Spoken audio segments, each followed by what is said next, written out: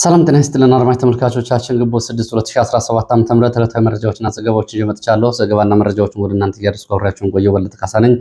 እናንተም አብራችሁ እንድትቆዩ ነው በአክብሮት የምጋብዛችሁ። በዚህ ሰዓት አብራችሁ ከቆያችሁ የተለያዩ መረጃዎች ትሰማላችሁ። ከምትሰሟቸው መረጃዎች መካከል የድርጅቱ ሰራተኞች አካባቢውን ለቀው እንዲወጡ መልእክት ተላልፏል የሚለውን ጨምሮ በሸዋ ግንባር ያለውን አሁን ሁኔታ በተመለከተ ዝርዝር መረጃዎችን ይዣለሁ። አለማጣ ከፍተኛ ተኩስ ነበር ተብሏል። ከዚህ ጋር በተያያዘም ዝርዝር መረጃዎችን ከግንባር የማሰማችሁ ይሆናል። እነዚህና ሌሎች መረጃዎችን እየተከታተላችሁ አብራችሁ እንድትቆዩ በአክብሮት ጋብዛለሁ። የሐኪሞቹ የስራ ማቆም አድማ ዛሬም ቀጥሏል። ከዚህ ጋር በተያያዘም እንደዚሁ ተጨማሪ መረጃዎች አሉኝ። እነዚህን እየተከታተላችሁ ሀሳብ አስተያየት ቢኖራችሁ ጥቆማ ዜናችን ሜል.ኮም ላይ ልታደርሱ ይችላላችሁ። እንግዲህ በታሪክ አጋጣሚ እንደሚታወቀው የግንቦት ወር ላይ ነው የምንገኘው። በግንቦት ወር አያሌ ፖለቲካዊ ክስተቶች በሀገራችን ተከናውነዋል። ከምናስታውሳቸው የፖለቲካ ክስተቶች መካከል 1981 ዓ.ም የተደረገውን መፈንቅለ መንግስትና 41 ጀኔራሎች ያለቁበትን የመፈንቅለ መንግስት ሙከራ ግንቦት 8 ቀን የምናስታውሰው ነው። 1981 1997 ደግሞ በኢትዮጵያ ታሪክ በፍጹም ዲሞክራሲያዊ የተባለ ምርጫ የተደረገበት ዕለትና ምርጫው ደግሞ ሙሉ በሙሉ በኢህአዴግ እንደገና ኮሮጆ የተገለበጠበት ጊዜ ሆኖ በታሪክ ተመዝግቧል። ግንቦት 7 ከዛ ባሻገር ግንቦት 13 1983 ዓ.ም የቀድሞ ኢትዮጵያ ፕሬዝዳንት መንግስቱ ኃይለማርያም ሀገር ለቀው የኮበለሉበት ዕለት ሲሆን በዚህ ቀን ደግሞ የሻዕቢያ ኃይል አስመራ ከተማን የያዘበት ነው።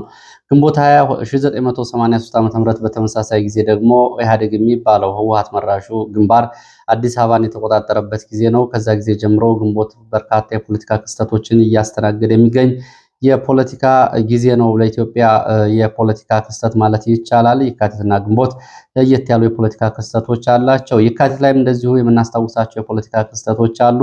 1965 ጀምሮ እስከ 1967 ዓ.ም የቆየው የተማሪዎች የከተማ ሰዎች አጠቃላይ አብዮቱ 1966 የተወለደበት ለሁለት ዓመት የቀጠለው አብዮት እንደዚሁም ደግሞ የካቲት ወር ላይ የህወሓትን ምስረታ 1968 ዓ.ም የካቲት 11 የምናስታውሰው ነው። በርካታ የካቲት ክስተት ፖለቲካዎች በሀገራችን ይታወቃሉ።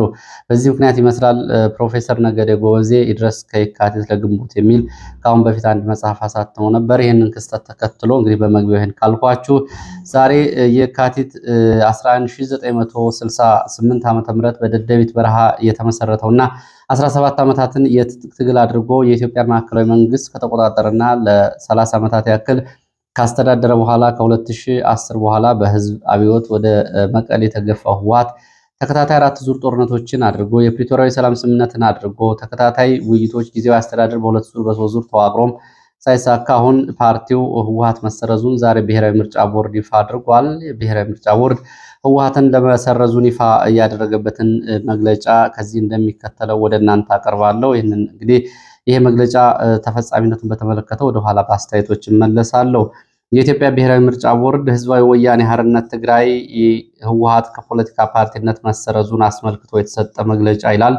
ህዝባዊ ወያኔ ሓርነት ትግራይ ህወሓት በአመጻ ድርጊት በመሳተፍ ምክንያት ቦርዱ በአዋጅ ቁጥር 1662/2011 አንቀጽ 98 መሰረት ከፖለቲካ ፓርቲነት መሰረዙ የሚታወስ ነው። ይሁንና የፕሪቶሪያውን የሰላም ስምምነት ከተደረገ በኋላ የህወሓት ህጋዊ ሰውነት እንዲሰረዝ የተላለፈው ውሳኔ እንዲነሳ ቦርዱ ሚያዝያ 28 2015 መጠየቁ የሚታወቅ ነው። ሆኖም ቦርዱ በአመጻ ድርጊት በመሳተፍ የፖለቲካ ፓርቲ የተሰረዘ የፖለቲካ ፓርቲ ህጋዊ ሰውነቱ ከተሰረዘ በኋላ ህጋዊ ሰውነቱን ለመመለስ የሚያስችል ህግ ስለሌለ ጥያቄውን ውድቅ በማድረግ ግንቦት 4 ቀን 2015 ዓ.ም በቁጥር አዲስ አበባ 1662/11/1155 በተጻፈ ደብዳቤ መልስ ሰጥቷል። የኢትዮጵያ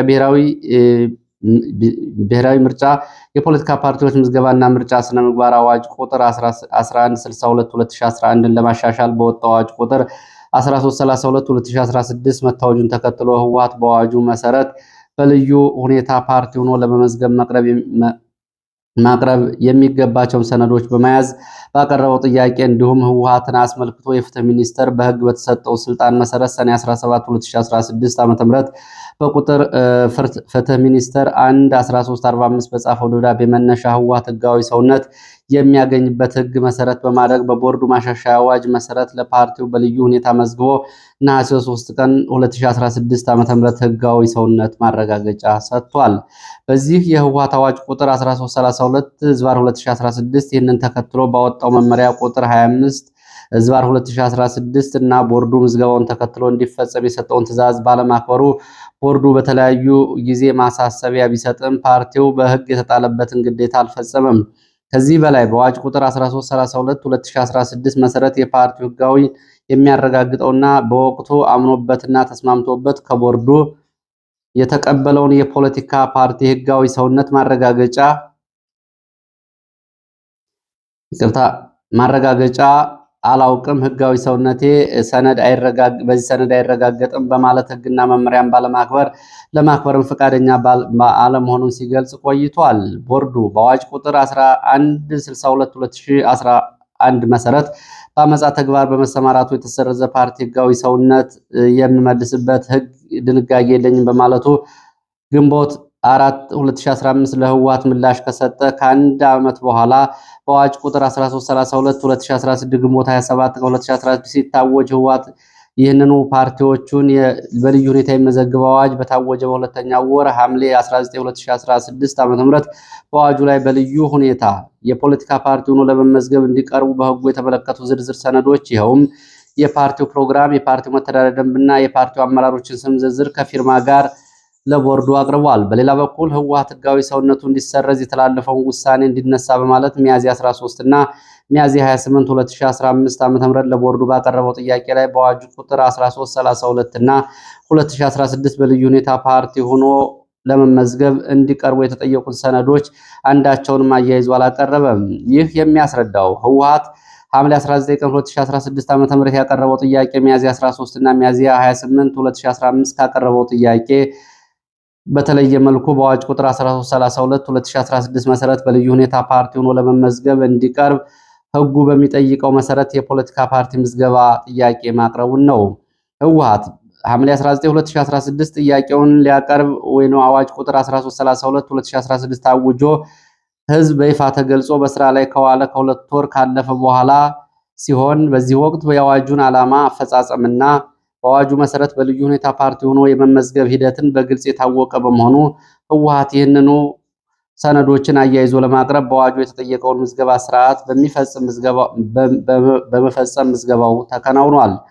ከሁሉም በላይ ህወሓት ሐምሌ 19 2016 በጻፈው ደብዳቤ ላይ የቀድሞቹ ህጋዊ ሰውነት ይመለስልኝ ቢልም ሊያቀርባቸው ሰነዶች ጥያቄው ያቀረበው የአዋጁን መውጣት ተከትሎ መሆኑንና ፍትህ ሚኒስቴር ለህወሓት ለቦርዱ በጻፈው ደብዳቤ በልዩ ሁኔታ ለመመዝገብ የቀረበ መሆኑን የሚያስረዳ ሲሆን በተለይም ቦርዱ ለህወሓት ነሐሴ 3 ቀን 2016 ዓ.ም በልዩ ሁኔታ መመዝገብ የሰጠውን ህጋዊ ሰውነት ማረጋገጫ ሰርቲፊኬት ከሰርቲፊኬቱ ጋር አብሮ በሰጠው ነሐሴ 3 2016 ዓ.ም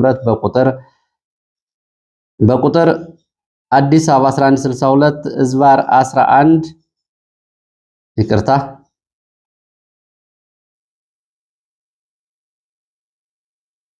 ዝባር 11 5180 በተጻፈ ደብዳቤ ላይ የህወሓት የቀድሞ ህጋዊ ሰውነት እንደማይመለስለት በግልጽ ተመልክቶ እያለ የፓርቲው ከፍተኛ አመራር በቦርዱ ዋና መስሪያ ቤት በመገኘት ሰርቲፊኬትና ደብዳቤውን በሚገባ አይተው አንብበውና ተስማምተው በፍቃዳቸው ፈርመው ከወሰዱ በኋላ ይህ በልዩ ሁኔታ ተመዝግቦ የተሰጠን ህጋዊ ሰውነት ማረጋገጫ እንቀበለውም ማለት ተቀባይነት የለውም። ቦርዱ በህግ የተጣለበትን ኃላፊነት ለመወጣትና ፓርቲው ያለበትን ኃላፊነት በግዴታ እንዲወጣ ለማድረግ በተለያዩ ወቅት የጽሁፍ ማስጠንቀቂያ ሲሰጥ ቢቆይም ፓርቲው ግዴታውን ባለመወጣቱ ቦርዱ የኢትዮጵያ የምርጫ ቦርድ የፖለቲካ ፓርቲዎች ምዝገባና ምርጫ ስነ ምግባር አዋጅ 1162/2011 ማሻሻያ አዋጅ ቁጥር 1332/2016 አዋጅን ተከትሎ በወጣው መመሪያ ቁጥር 25/2016 መሰረት ምንም አይነት ቅድመ ሁኔታ ሳይጠብቅ ፓርቲው መሰረዝ የሚያስችል የህግ መሰረት ቢኖረውም ፓርቲው ግዴታውን እንዲወጣ እድል ለመስጠት ቦርዱ ፓርቲውን ለ3 ወራት ከማንኛውም የፖለቲካ ፓርቲ እንቅስቃሴ በማገድ ፓርቲው የእርምት እርምጃ መውሰድ እና በህጉ መሰረት ግዴታውን እንዲፈጽም ቦርዱ ጥረት ቢያደርግም ፓርቲው የተጣለበትን የህግ ግዴታ ለመወጣት ፈቃደኛ አልሆነም። በመሆኑም የቦርዱ የካቲት 5 ቀን 2017 በቁጥር 11 62 11 15 42 42 በተጻፈ ደብዳቤ ተራ ቁጥር 3 ላይ በተጠቀሰው የቦርዱ ውሳኔ ላይ ፓርቲው በሶስት ወር እግድ ጊዜ የእርምት እርምጃ ሳይወስድ ቢቀር በአዋጁ ቁጥር 1332 16 አንቀጽ 3 ንዑስ አንቀጽ 11 ሐመርሃና የመመሪያ ቁጥር 25 ዝባር 2016 አንቀጽ 19 ንዑስ አንቀጽ 1 ሐመርሃ መሰረት ቦርዱ የተለየ አካሄድ ሳይከተል ፓርቲውን ምዝገባ እንዲሰርዝ ቦርዱ በወሰነው መሰረት ፓርቲው የእርምት እርምጃ ባለመውሰዱ ቦርዱ ግንቦት 5 ቀን 2017 ዓ.ም ባደረገው ስብሰባ ፓርቲውን ከግንቦት 5 ቀን 2017 ዓ.ም ጀምሮ ከፖለቲካ ፓርቲነት የተሰረዘ መሆኑን ወስኗል። ይህንን ውሳኔ ለህወሓት ለፍትህ ሚኒስቴር በጽሁፍ እንዲደርስ ለህዝብ ይፋ እንዲደረግና ፓርቲው መሰረዝ ውጤትን በተመለከተ አዋጅ ቁጥር 1662 ዝባር 2011 አንቀጽ 99 እንደ አግባብነቱ በህወሓት አመራሮች ላይ እንዲፈጸም ቦርዱ ወስኗል። የኢትዮጵያ ብሔራዊ ምርጫ ቦርድ ግንቦት 6 ቀን 2017 ዓ.ም አዲስ አበባ ይላል። በመሃል ገጾቹን ለማግኘት ጊዜ አጥፍቻለሁ። ለሱ ይቅርታ ጠይቃለሁ። እንግዲህ ህወሓት በይፋ በዚህ መንገድ መሰረዙን የሚገልጽ ውሳኔ ዛሬ ከብሔራዊ ምርጫ ቦርድ ወጥቷል። ይህንን በተመለከተ እንግዲህ በትግራይ አካባቢ ያለው ፖለቲካ ወደየት ሊሄድ ይችላል የሚለው ጉዳይ እንግዲህ አነጋጋሪ ነው እየሆነ የሚገኘው። አሁን ትግራይ አካባቢ እንግዲህ የፖለቲካ ፓርቲ ውክልና ያለው እንቅስቃሴ የሚያደርግ በተለይ ከህወሓት አንጻር ከዚህ ጊዜ ጀምሮ አይኖርም። ፖለቲካው ወደየት ይሄዳል የሚለው ጉዳይ አብሮ የሚታይ ቢሆንም በዚህ ጉዳይ ላይ ቀደም ብሎ ከህወሓት የድርጅቱ ልሳን መጽሔት ጋር ቃለ ምልልስ ያደረጉት የፓርቲው ሊቀመንበር ደብረጽዮን ገብረ ሚካኤል የሚከተሉትን ጉዳዮች አንስተዋል። ምርጫ ቦርድ ሰረዘ አልሰረዘ ስምምነቱ ይቀጥላል። አደገኛ የሚሆነው ምርጫ ቦርድ ስለሰረዛችሁ ስምምነቱን አናውቅም ከተባልን ነው። የፕሪቶሪያን የሰላም ስምምነት ምርጫ ቦርድ ሰረዘ፣ ምንም የተለየ ነገር የለውም። ፓርቲው የተሰረዘው 2013 ዓ.ም ነው። ግንቦት 5 ጀምሮ የሚቋረጥ ነገር የለም። እንደስከዛሬው የትናንቱም ነገም ይቀጥላል ማለታቸው። የፕሪቶሪያው ስምምነት አለ፣ ጊዜያዊ አስተዳደሩም አለ። የፌዴራል መንግስቱ ወደ ሌላ አቅጣጫ ከወሰደው ግን አደጋ አለው። ስምምነቱ ከፈረሰ አደጋው ከህወሓት ጋር አይደለም ከትግራይ ህዝብ ጋር ነው። የፕሪቶሪያው ስምምነት ከፈረሰ የምናነሳው ሌላ ጥያቄ አለን ሲሉ ዛቻም አሰምተዋል። በዚህ ክረምት ተፈናቃይ እንመልሳለን በሚልና የህወሓት መሰረዝ በተመለከተ የህወሓትን የፖለቲካ እንቅስቃሴ የሚያስቆም አንዳችም ነገር እንደሌለና ምርጫ ቦርድ ይህንን ድርጊቱን እንዲያቆም የፌዴራል መንግስት ጣልቃ እንዲገባ ዶክተር ደብረጽዮን መጠየቃቸው ይታወቃል። እንግዲህ ይህንን በተመለከተ የትላንቱ የጌታቸው ረዳ የፋና ቴሌቪዥን የሁለት ክፍል ቃለ መጠይቆች ወደዚህ ጉዳዩ እያመራ እንደሆነ ያው እንግዲህ ቀድሞ የተቀመጠና ቀድሞ የተደራጀ ፕሮግራም እንደሆነ ያስታውቃል። ጌታቸው ህወሓትን ያብጠለጠለበትን የህወሓትን መሪዎች ከውስጥና ከውጭ የገለጸበትን የትግራይ ህዝብ አሁን ህወሓት በባለዳ አድርጎ ከኤርትራ ጋር የጀመረው የፖለቲካ አጋርነት ዋጋ እንደሚያስከፍለውና አሁን የትግራይ ህዝብ አማራጩ ከፌዴራል መንግስቱ ጋር መሆንና አዲስ የፖለቲካ ለውጥ ማምጣት ነው የሚሉ በርከት ያሉ አስተያየቶችን ከሰጠ በኋላ ህወሓት በይፋ መሰረዙ ታውቋል። አሁን እንግዲህ የትግራይ ፖለቲካ ወደየት ይሄዳል? ሁላችንም አብረን የምናየው ነው የሚሆነው ወይስ እንደ ወትሮው በድርድር ህወሓት ተመልሶ ይመዘገብ ይሆን የሚለው አብሮ የሚታይ ነው የሚሆነው። ይህንን ተከትሎ ወታደራዊ፣ ፖለቲካዊ፣ ዲፕሎማሲያዊ ውጥረቶች ምንድናቸው? ካሁን በፊት ህወሓት ያቀረበውን ሰው በመምረጥ በኩል አብይ አህመድ አጽድቋል። ጀነራል ታደሰ ወረደን የአሜሪካ የውጭ ጉዳይ ጭምር እና የአሜሪካ ልዩ መልእክተኞች ጣልቃ የገቡበት ነው። የህወሓትና የፌዴራል መንግስቱ ጉዳይ የአፍሪካ አደራዳሪዎችም ያሉት ነው። ከዚህ አንጻር እንግዲህ በዛሬው ቀን ህወሓት መግለጫ ይሰጣል ተብሎ ይጠበቃል። የሚሰጠው መግለጫ ሙሉ ይዘቶቹን ወደፊት ይዤ የሚቀርብ ይሆናል። ከዚህ ጋር በተያያዘ እንግዲህ ያሉትን አጠቃላይ ሁኔታዎች ሌሎችን ውጥረቶችን ፈጥረዋል። በቀጥታም በተዘዋዋሪ ባለማጣ ከተማ ዛሬ ከባድ ተኩስ ነበር ተብሏል። ወንጭፍ አደባባይ ተብሎ የሚጠራው አካባቢ ማለዳ ከረፋዱ 4 ሰዓት እስከ 5 ሰዓት አካባቢ ከፍተኛ ተኩስ ነበር። በህዝብ ላይ ነው የህወሓት ታጣቂዎች ከፍተኛ ተኩስ ከፍተው የነበረው። በሰዎች ላይ የደረሰ ጉዳት አልታወቀም። ከሰላም ትምህርት ቤት የወጡ የህወሓት ታጣቂዎች ወንጭፍ አደባባይ አካባቢ ከፍተኛ ተኩስ ሩምታ ከፍተው ነበር። ከመሆኒ ከጨርጨር በርካታ የህወሓት ታጣቂዎች ወደ አለማጣ ከተማ እንዲገቡ እየተደረገ ነው። ያው ሰሞኑን ወታደራዊ ውጥረት ነበረ፣ በተጠንቀቅ እንዲቆሙ ታዘዋል። ከጎላጆ ጊዮርጊስ በርካታ ባጃጆች በሌሊቱ በርካታ የህወሓት ታጣቂዎችን ወደ አለማጣ ከተማ ሲያጓጉዙና በትምህርት ቤቶቹ በሚገኙ ካምፖች ሲያሰፍሩ ነው ያደሩት። መከላከያና ፌዴራል ፖሊስ አለማጣ ረፋድ አካባቢ ከነበረው ተኩስ በኋላ ወጥቶ አሰሳ ማድረጉን መከላከያም ሆነ ፌዴራል ፖሊስ ግን በአካባቢው የሰጠው ያጸፋ ተኩስ እንደሌለ የመረጃ ምንጮቹ ገልጸዋል። እንግዲህ በተለያዩ አካባቢዎች ያለው ውጥረት ይህንን ነው የሚመስለው። ከዚህ ጋር በተያያዘ እንደዚሁ ተጨማሪ መረጃ አለኝ። ከዛ በፊት የሐኪሞቹን የስራ ማቆም አድማ በተመለከተ የቀጠለውን የሁለተኛ ቀን ከፊል የስራ ማቆም አድማ በተመለከተ ዛሬ ከሰዓት ያሉ መረጃዎች ምንድን ናቸው? በየቦታው ሐኪሞች በጸጥታና በደህንነት ኃይሎች እየታፈኑ እየተወሰዱ ይገኛሉ። ዛሬ ከጎንደር ስፔሻላይዝድ ሆስፒታል ዶክተር ጸገነት ነርስ መስፍንን ጨምሮ ሌሎች ሐኪሞች ታስረው ተወስደዋል በደህንነትና በፖሊሶች። በተመሳሳይ ከጥቁር አንበሳ አዲስ አበባ ዶክተር ነብዩ ኤልያስ ታስሮ ተወስደዋል። እንዲሁም ደግሞ ጳውሎስ ሆስፒታል እንደዚሁ ታስረው የተወሰዱ አሉ። ጥቁር አንበሳም ቁጥራቸው በውል ያልታወቁ። ሁኔታው ውጥረቱን ቀጥሏል። ሐኪሞቹ ደግሞ የተሳካ የስራ ማቆም አድማ አድርገናል፣ ወደፊትም እንቀጥላለን ነው የሚሉት። ከዚህ አንጻር ሐኪሞቹ በአስቸኳይ የማይለቀቁ ከሆነ የታሰሩ ሐኪሞች በሁሉም አካባቢ ግንቦት 10 የተጠራው ሙሉ የስራ ማቆም አድማ ቀድሞ ሊጀመር ይችላል ነው እያሉ የሚገኙት ሐኪሞቹ።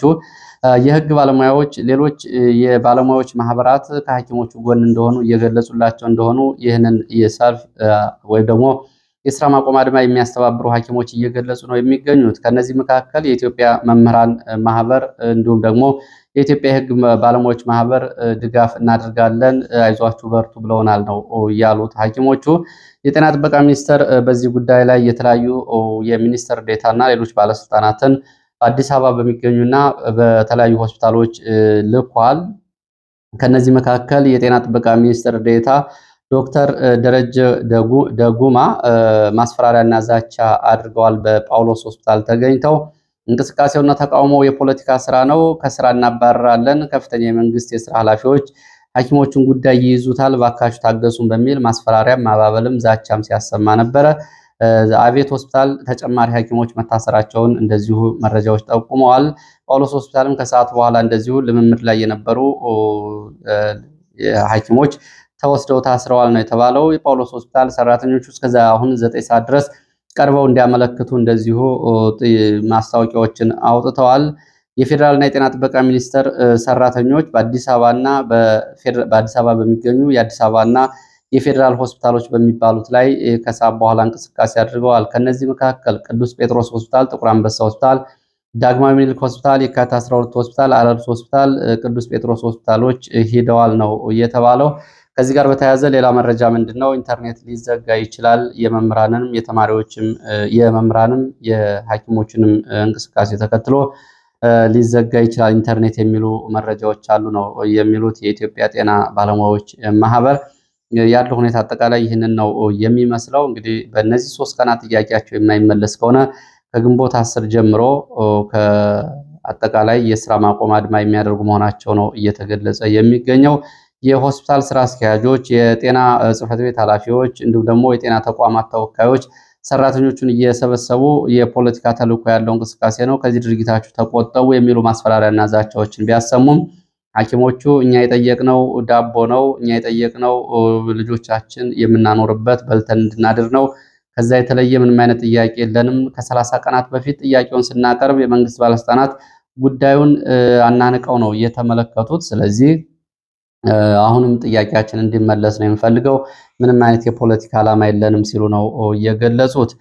ሌላው መረጃ የድርጅት ሰራተኞች የተባበሩት መንግስታት ድርጅት የተለያዩ ፕሮጀክቶች የሚሰሩ ሰራተኞች አፋርና ትግራይ ክልል ለቀው እንዲወጡ በውስጥ መልእክት ተላልፎላቸዋል ተብሏል። በትግራይና በአፋር የሚገኙ የተባበሩት መንግስታት ድርጅት ሰራተኞች ከዛሬ ጀምሮ አካባቢዎቹን ለቀው እንዲወጡ የተባበሩት መንግስታት ድርጅት ሰራተኞች መልእክት አስተላልፏል። በውስጥ ወይም ደግሞ የጉዞ ማስጠንቀቂያ ሰጥቷል የተባለው ይህን በምን ምክንያት እንደሆነ እስካሁን ግልጽ የሆነ ነገር የለም። ከ3 ቀናት በፊት ወደ ትግራይ የሚደረግ የአውሮፕላን በረራ የውጭ ሀገር ዜጎች በውጭ ጉዳይ ሚኒስቴር በኩል ደብዳቤ ካልያዙ በስተቀር በኢትዮጵያ አየር መንገድ ወደ ትግራይ መሄድ አይችሉም የሚል እገዳ ደብዳቤ መጻፉ ይታወቃል። ይህንን ተከትሎ የትግራይ ቱሪዝም ቢሮ እንደዚሁ ደብዳቤ መጻፉ ይታወቃል። ምላሽና ይሄ ተገቢነት የለውም በሚል ደብዳቤውን በማውገዝ መጻፉ ይታወቃል። አሁን ህወሓት ከፓርቲነት ተሰርዟል። እንግዲህ ትግራይንና አፋርን ለቃችሁ ውጡ የተባሉ የተባበሩት መንግስታት ድርጅት ሰራተኞች ምን ተሰምቶ ነው የሚለው እስካሁን የተጨበጠ የተሰማ ጉዳይ ደግሞ አስደንጋጭ ነው። ደግሞ ሰራተኞቹ ለቀው እንዲወጡ ምክንያት የተባለው ጉዳይ አልተገለጸም። እንግዲህ ካለው ውጥረትና ከደህንነት ሁኔታ አንጻር እንደሆነ ነው መረጃዎች የሚያሳዩት። ሌላው ወደ ሸዋ ስንሄድ በሸዋ በመራቤቴ ዙሪያ ችጉር፣ ታሞ በር፣ ዋረኝ፣ ማጋስ እስከ ኮራ ማርያም ድረስ ሲደረግ የነበረው ውጊያ 7 ሰዓት አካባቢ መቆሙን የመረጃ ምንጮች ገልጸዋል። በውጊያው ከፍተኛ ሰብአዊ፣ ቁሳዊ ጉዳት ደርሷል ተብሏል። ወደ ኮላሽ ጭምር ለመግባት የመንግስት ኃይል መድፍ ጭምር እየተጠቀመ ወደ ኮላሽ ተብሎ ወደሚጠራው አካባቢ እየተንቀሳቀሰ እንደሆነ የመረጃ ምንጮቹ ገልጸዋል። ቁስለኞች በአምቡላንሶች ሲጓጓዙ እንደተመለከቱ እንዲሁም ደግሞ አምቡላንሶች በተደጋጋሚ ወደ ሆስፒታሎች ከግንባር ሲመላለሱ እንዳዩ የመረጃ ምንጮች ገልጸዋል። በአይሱዙ ጭምር አስከሬኖች መነሳታቸውን የመረጃ ምንጮች ገልጸዋል። በተመሳሳይ ወደ አዊ ዞን ስንሄድ አዊ ዞን ኮሶበር ከቲሊሊ ወደ ኮሶበር እንጅባራ እንቅስቃሴ ላይ የነበረ የመንግስት ወታደራዊ ፓትሮል ላይ ድንገተኛ ጥቃት ተፈጽሟል። በተፈጸመው ድንገተኛ ጥቃት በቁጥራቸው በውል ያልታወቁ የሚሊሻ አባላት ሙትና ቁስለኛ ሆነዋል። ዛሬ ግንቦት 6 2017 ጠዋት 2 ሰዓት ላይ ነው ይሄ ድንገተኛ ጥቃት እየተፈጸመው ተብሏል። ይሄ ከቲሊሊ ወደ እንጅባራ ወይም ደግሞ ወደ ኮሶበር እንቅስቃሴ በነበረ የመንግስት ኃይል ላይ እየተፈጸመ ነው። ለሰዓት ያስኳቸው አጫጭር መረጃዎች እነዚህ ነው የሚመስሉት። በሌሎች መረጃዎች ድረስ እስከምንገናኝ ድረስ ሀሳብ አስተያየት ኖራችሁ ጥቆማ ዜና@gmail.com አድርሱኝ። የዛሬው መረጃ በዚህ ተጠናቋል። ከምሲ